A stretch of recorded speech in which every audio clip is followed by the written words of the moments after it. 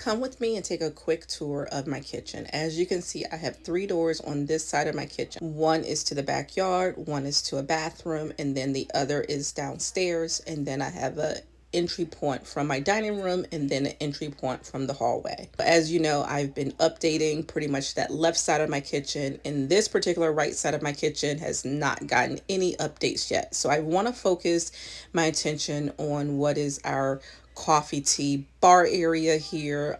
It holds a little bit of everything here now, like the security system, bags of bags that are underneath, and just things that just haven't quite found a home yet. As you can see, I have this heating unit that runs the length of the wall. So right now I'm unable to reconfigure this heating unit to make this space functional for traditional cabinets. So I'm trying to come up with different ideas that can be a workaround. I've been looking at different YouTube videos and people using the kallax bookshelf unit from IKEA. So I've been toying around with the idea of attaching that directly to the studs of the wall, just above that heating unit, so that it floats, attaching some legs and putting like a cabinetry at the top there so it can house some of the beverage center or coffee bar items. Putting a piece of countertop that may not be just as big as the other countertops that will be on the other side, but just enough for the functioning for that particular space.